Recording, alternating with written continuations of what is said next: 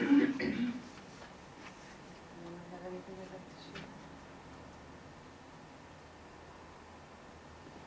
Did you get what you were hoping to get from it? I feel like I need a little more time. So that was a little bit Yeah. too rushed to get down to the bottom. Yeah, maybe.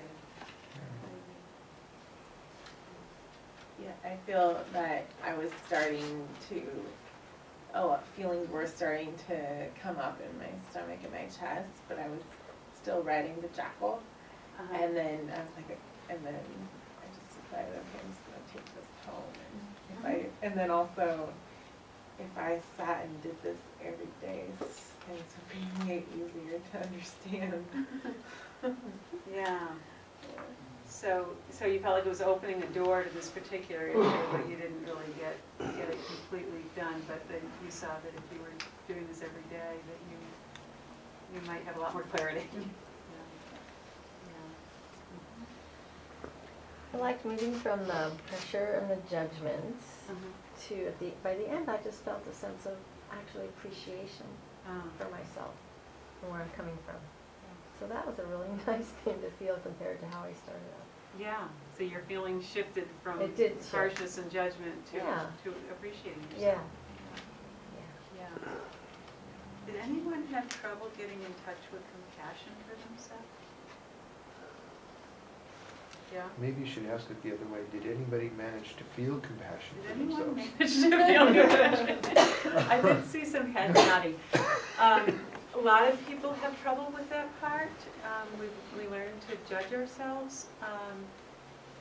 And a lot of people use a trick of imagining a compassionate person. Since we don't have the practice inside of ourselves to speak with ourselves compassionately, sometimes it helps to just imagine a mother or a grandmother or a made-up person,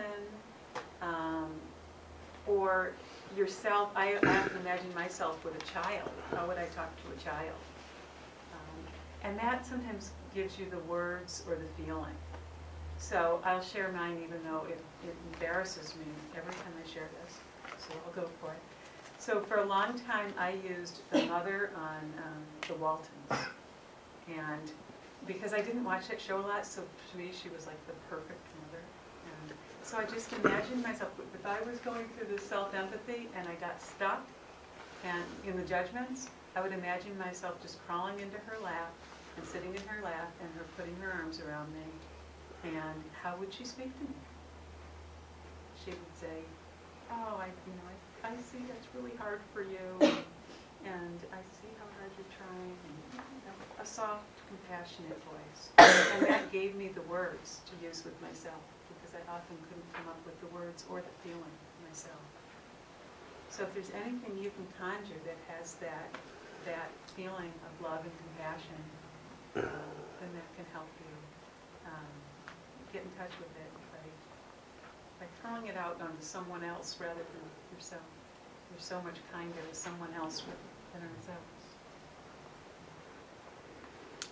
So self-empathy is a practice thing. And the more you practice, the easier it'll come to you, and the faster it'll come to you, and the more it will just happen organically while you're going about your day. So it's up to you.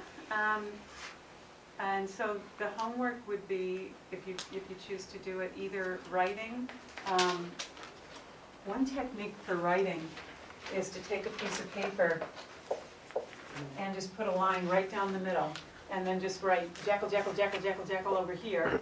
And then whenever you feel like your energy's dissipating, you can go back and look at your jackal statements and write some feelings, guess your feelings and needs over here. And then a lot of times you'll re-stimulate your jackal and go, well, but, maybe I deserve compassion for that, but I screwed up here and here and here and here. And then go back over here and say, what was this jackal feeling? What was it needing? So that's one technique for writing. Or you can do it, if you'd rather think it, you can do this 2-minute thing.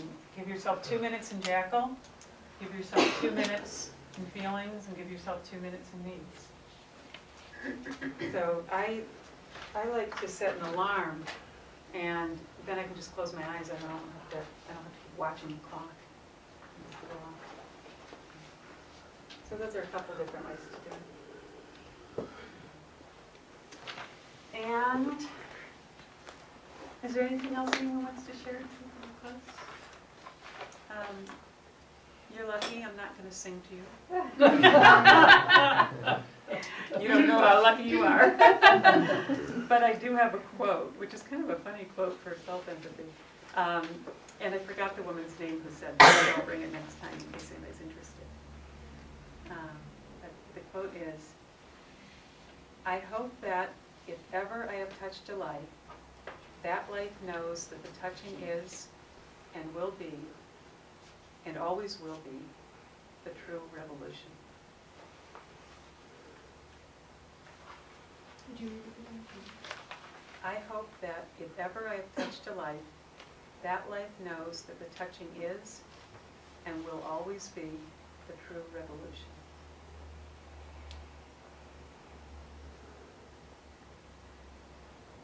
What does that mean to you? To me, it means that touching another person's life is the most important thing I'm doing here, and it's revolutionary. I actually like that quote, and then I was thinking about self-empathy and thinking about touching my own life. In fact, I'll read it again, and you can hear it that way. I hope that if ever I have touched a life, that life knows that the touching is and will always be the true revolution. So in that sense, it speaks to me of healing. Thank you all.